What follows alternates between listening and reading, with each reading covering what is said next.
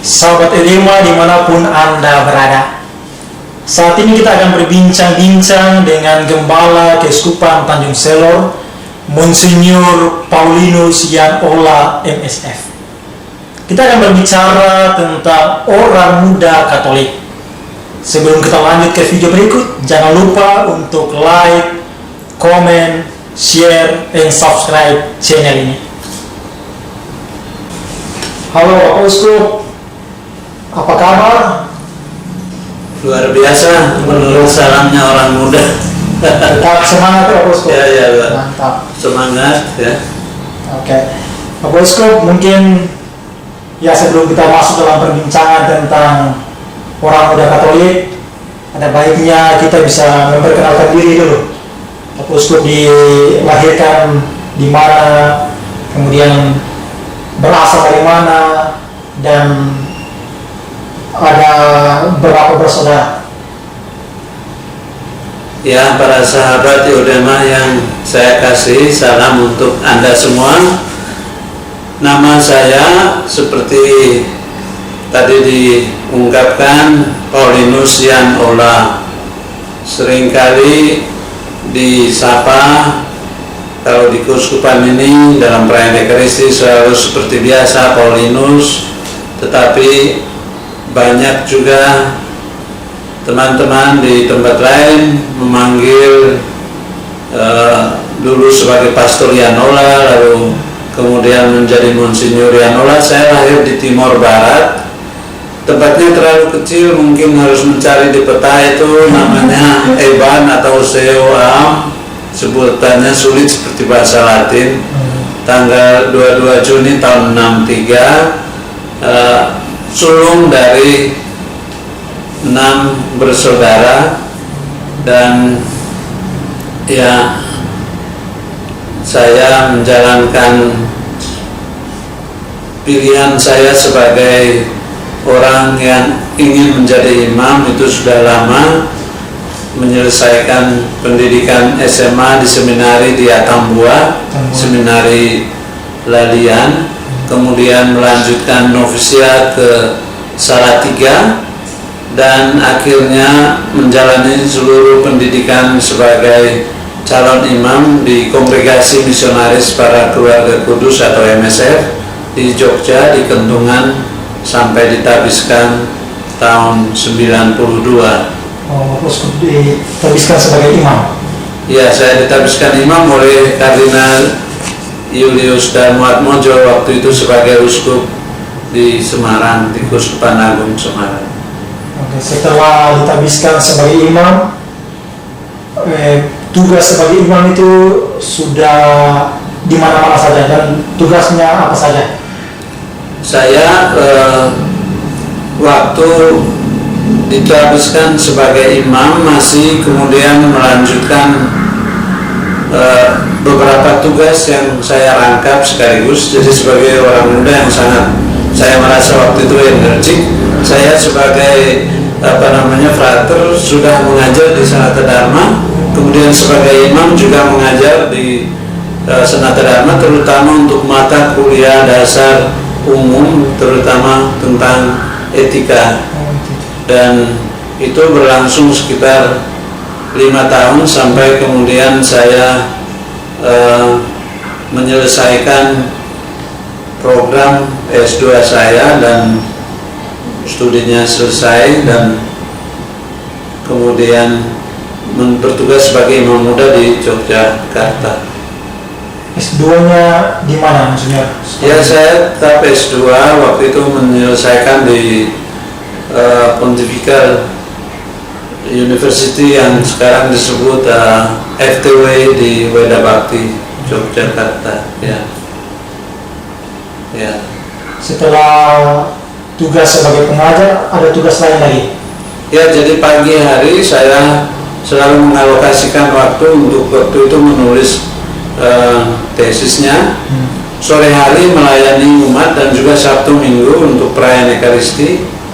Lalu di sela hari-hari itu ada tadi memberi kuliah, ya harus ke Sanata Dharma, kemudian ke beberapa institut lain yang waktu itu juga meminta mata kuliah dasar yang sama, itu AKS sekolahnya yang sekarang sudah tidak ada lagi, dan mengisi juga di kelompok-kelompok tapi menyesuaikan tadi selama periode itu. Oke, baik. Lalu kapan penunjukan sebagai uskup keuskupan Tanjung Selor? Ya, penunjukan itu tanggal 22 Februari tahun 2018 pada pesta Kata Santo Petrus. Lalu ditabiskan? Tabisannya tanggal 5 Mei. 5 Mei 2018. Ya, 2018. Oke, Bapak Uskup, ini tentu menarik ya. Saat ditunjuk sebagai uskup itu, kira-kira perasaan apa yang sangat dominan waktu itu?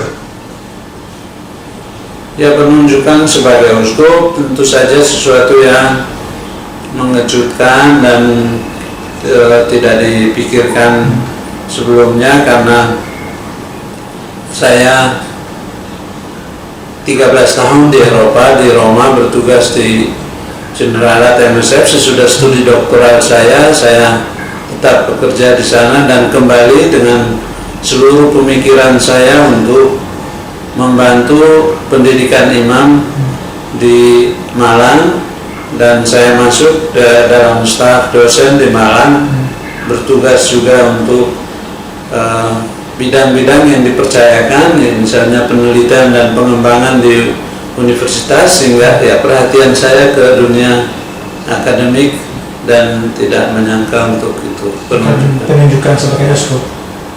Ya. Lalu pertama kali terima berita bahwa Bapak Uskup menjadi uskup keuskupan Tanjung Selor itu, bagaimana reaksi yang muncul? Ya, penunjukan itu kan tidak langsung jelas bahwa mau dijadikan uskup. Saya hanya diminta saja oleh nunsius melalui telepon, diminta untuk datang ke Jakarta dan tidak boleh memberitahu siapapun bahwa sedang ke Jakarta. Jadi saya membeli tiket dan berangkat dari Malang menuju ke Jakarta, dan saya tidak memberitahu para frater sedang ke mana, hanya mengatakan ya nanti malam pintunya jangan dikunci karena saya mungkin kembali agak malam, saya ada urusan. Jadi pemberitahuannya justru di Jakarta. Saya berjanji dengan nunsius untuk tiba di sana sekitar jam 11, tapi pesawat dari Malang itu delay, tidak bisa mendarat. Sudah mencoba mendarat, tidak bisa karena Februari hujan yang banyak, lalu akhirnya terlambat mendarat, sehingga ya janji bahwa jam 11 akan tiba di kedutaan akhirnya tertunda sekitar jam 12-an. Jadi ya tiba di sana, mereka yang ibu yang bertugas di kedutaan mengatakan nunsius sedang ada acara, tolong ditunggu. Mau menunggu, dan akhirnya ya nunsius mengatakan, apakah kamu sudah makan? Saya bilang belum. Jadi kami akhirnya, saya diundang makan siang bersama dengan beliau dan dengan sekretarisnya, kami hanya bertiga. Nah, dari situlah sesudah makan dia mengatakan saya ada perlu, dan saya dibawa ke kamarnya, kamar kerja, dan dia mengatakan Paus Fransiskus sudah menunjuk kamu menjadi uskup di Tanjung Selor. Nah, kamu bebas untuk menjawab apakah setuju atau tidak, tapi pada umumnya seorang Katolik yang baik itu tidak akan menolak apa yang dikatakan oleh Paus, tapi kamu bebas untuk menjawabnya. Dan untuk menjawab itu ya mari kita berdua pergi ke kapel. Jadi kamar dia ada di lantai 2, kami turun ke lantai 1 di mana ada kapel. Di sana saya mengambil tempat untuk berdoa di situ, dan dia ada di belakang. sesudah berdoa secukupnya, lalu saya berdiri ingin untuk keluar. Dia mengatakan, tidak usah keluar, kita berdoa bicara di sini saja. Lalu dia datang ke bangku dekat saya berdoa itu, lalu dia mengatakan, bagaimana? Lalu saya mengatakan, ya sudah, tadi dalam doa saya memang berdoa, saya mengatakan, Tuhan, saya merasa tugas saya sangat penting di Malang, tetapi ya karena ini dimohon oleh Bapak Paus sendiri, jadi saya menerima tugas ini. Lalu Nunsius memeluk saya dan mengatakan, ya Monsinyur, terima kasih karena dengan pilihan ini kamu sama seperti buah yang sudah matang. Kalau buah yang matang itu tidak dipetik dan dimakan, tidak akan berguna bagi orang lain. Buah yang matang kalau dibiarkan jatuh, dia akan rusak. Maka dengan pemilihan kamu ini, kamu dianggap matang untuk memberi pelayanan, dan kamu sebagai seorang misionaris bisa menjalankan tugas ini. Dan dia mengajak saya lalu kembali ke kamarnya. Tapi tadi kami masuk melalui bagian sakristi. Dia bilang, tadi kamu masuk di sana sebagai imam, sekarang kita keluar lewat pintu sudah sebagai uskup. Jadi dia panggil saya Monsinyur. Jadi saya kaget karena ya itulah, dengan menerima di itu. Dengan demikian ya kami melanjutkan ke kamarnya, dan di sana ada prosedur. Saya menulis surat, diberi satu lembaran kertas kosong, lalu saya membalas surat. Dia bilang, lihat ini suratnya, lalu silahkan membalas tulisan Paus ini. Jadi saya ya menulis dalam bahasa Italia, memberitahu bahwa terima kasih untuk pengangkatannya dan saya menerima pembenuman itu. Menarik sekali sahabat Edema, kisah pertama kali menerima penunjukan sebagai uskup Keuskupan Tanjung Selor. Yang menarik lagi, Bapak Uskup memilih moto saat diterbitkan sebagai uskup, yakni Servus Veritatis, pelayan kebenaran. Mengapa sehingga Bapak Uskup memilih moto itu? Ya, saya memilih moto itu karena memang sejak saya menjadi imam pun saya berusaha untuk mewartakan iman Kristiani, terutama bagaimana kebenaran yang sejati itu adalah Yesus Kristus sendiri. Dan karena Yesus yang mengatakan, akulah jalan, kebenaran, dan hidup, saya mengambil dari Injil Yohanes itu kata-kata yang menyentuh saya, yakni mau melayani Yesus sebagai kebenaran yang nanti harus dicari. Dan karena itu ketika orang bertanya, apa programmu nanti di Keuskupan Tanjung Selor, saya mengatakan saya tidak mempunyai program. Tuhan yang mempunyai program, sayalah yang harus mencarinya bersama umat. Melayani kebenaran tidak lain adalah mengikuti Yesus sendiri.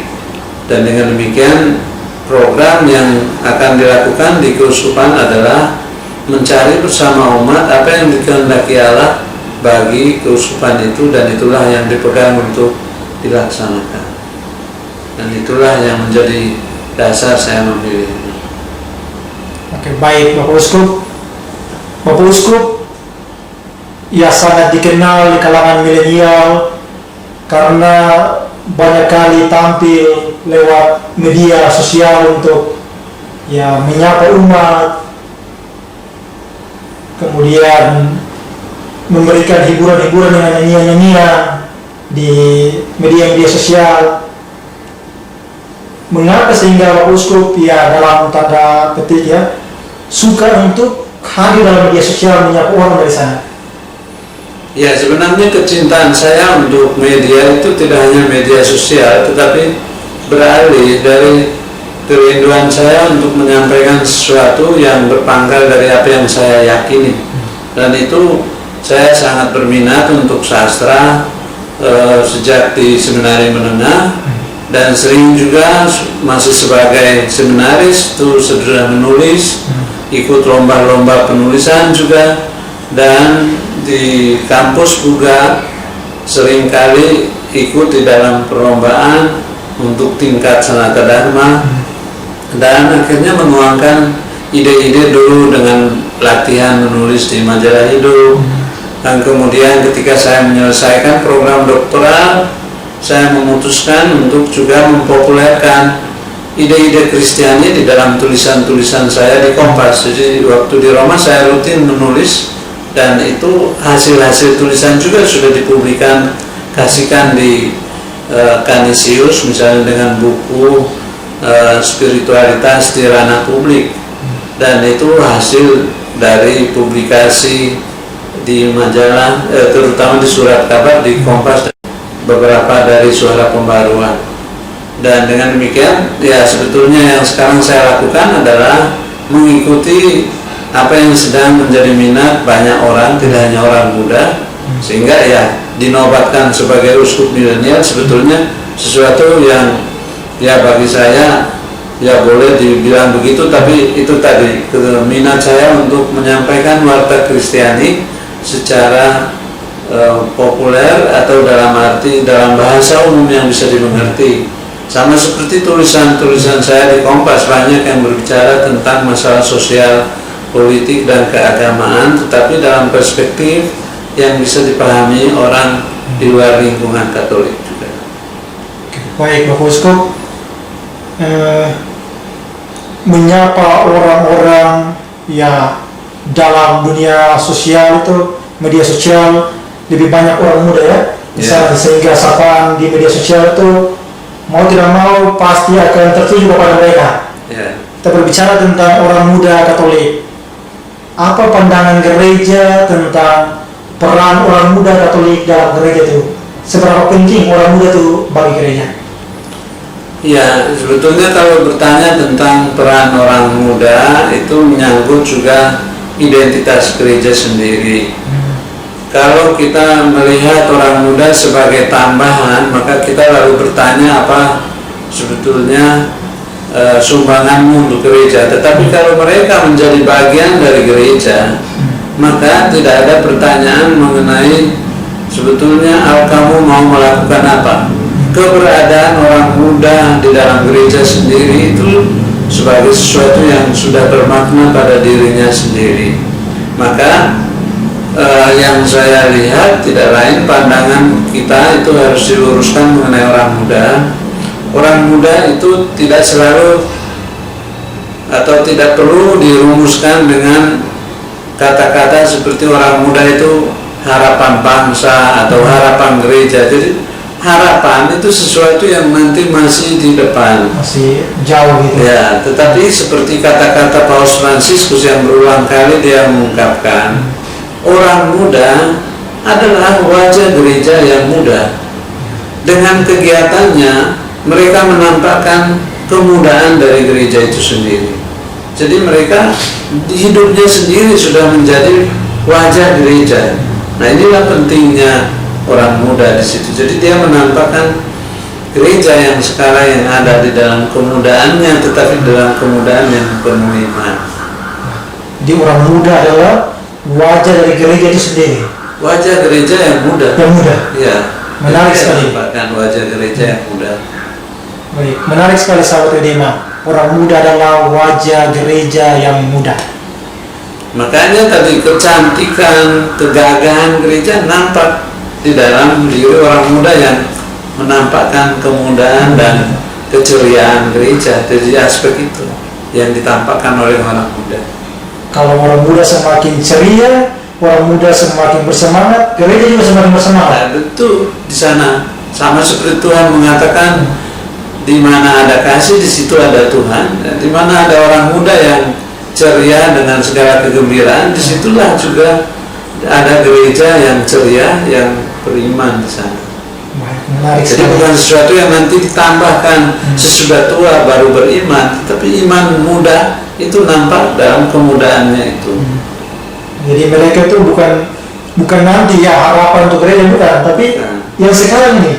Iya, dan tidak dituntut bahwa mereka sudah sangat sempurna.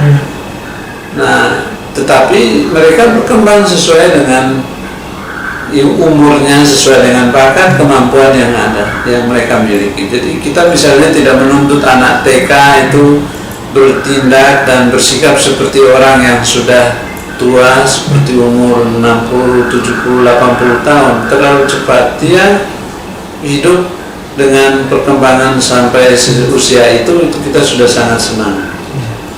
Baik. Lalu Bapak Uskup, dari keuskupan sendiri, keuskupan Tanjung Selor sendiri, seberapa besar peran orang muda bagi keuskupan itu sendiri? Seberapa penting mereka keuskupan?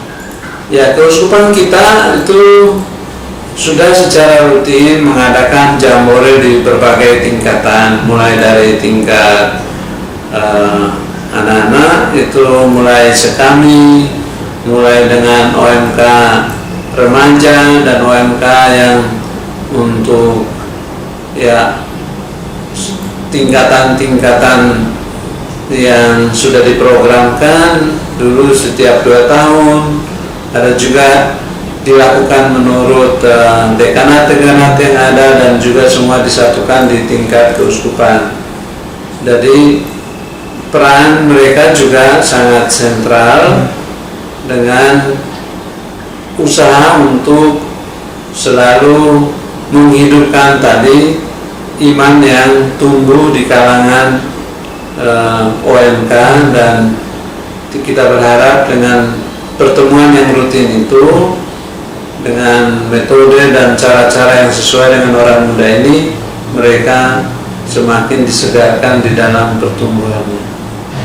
Juga kegiatan-kegiatan itu untuk mempersatukan mereka ya? Iya, selain mempersatukan itu juga mereka menemukan di sana teman-teman seperjalanan yang sebaya, dan juga dikuatkan untuk semakin memahami iman yang mereka hidupi di dalam perkembangan dan situasi yang nyata yang mereka temukan.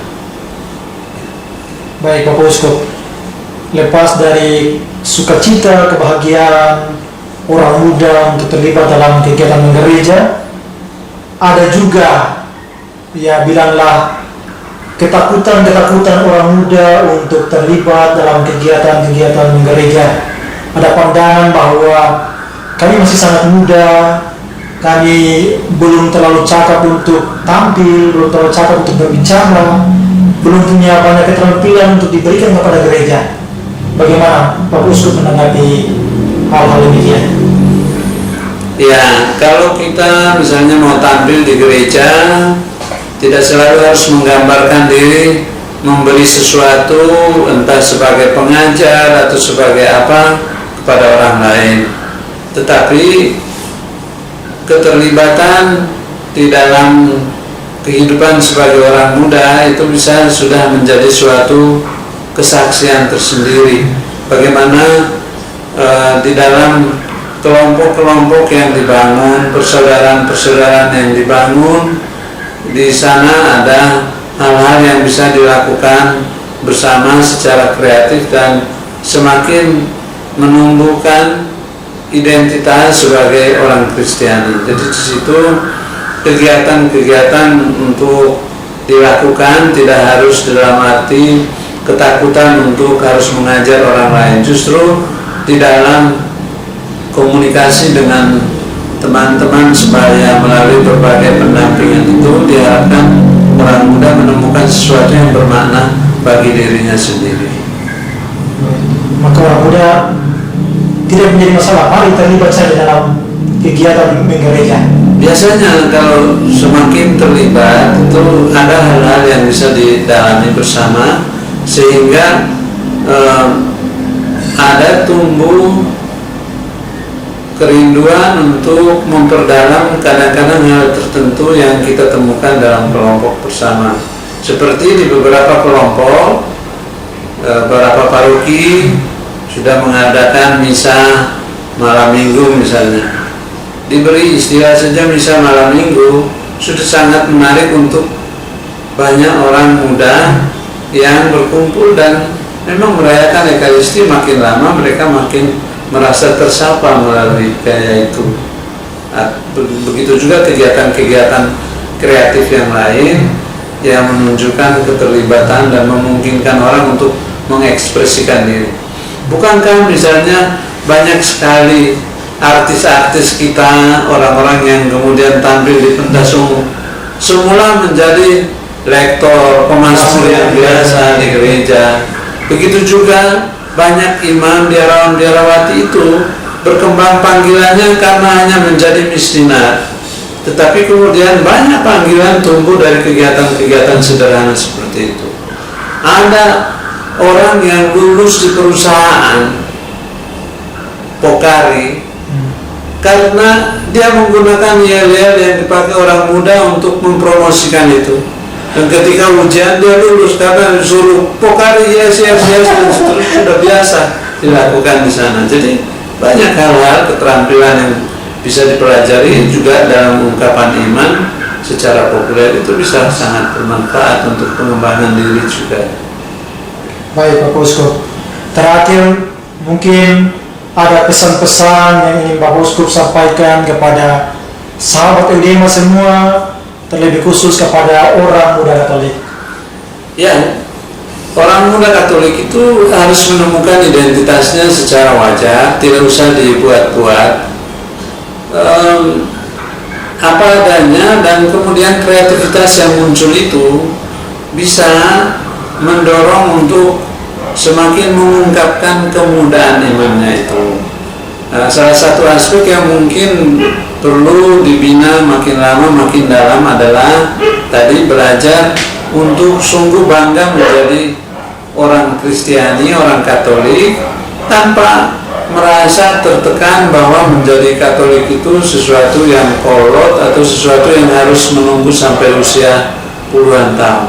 Dengan kegembiraan yang biasa, identitas yang jelas, dan tadi kerinduan untuk mendalami hal-hal yang berkaitan dengan iman. Dan melalui sarana sosial itu banyak sekali ditemukan hal yang bagus. Maka silakan berselancar di dunia maya, tetapi jangan lupa bahwa seringkali misalnya Google itu dikonfirmasi dengan mereka yang senior, misalnya ya santai bisa menyampaikan melalui siapa saja yang menjadi pembimbing atau pemandunya. Kalau ada hal-hal yang meragukan, tanya secara benar pada sumber yang benar.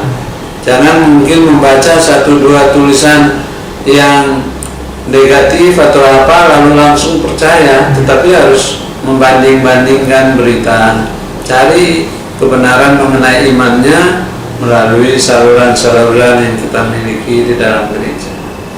Baik Bapak Uskup, sekali lagi terima kasih banyak untuk waktunya, untuk kesediaan berbagi kepada orang muda, khususnya kepada sahabat Eudema semuanya. Sekali lagi terima kasih banyak Bapak Uskup. Dan kita akan sampaikan salam kasih seperti yang selalu Bapak Uskup sampaikan, lakukan. Ya, sahabat-sahabat Eudema, salam kasih untuk Anda semua dimanapun berada. Terima kasih banyak. Terima kasih.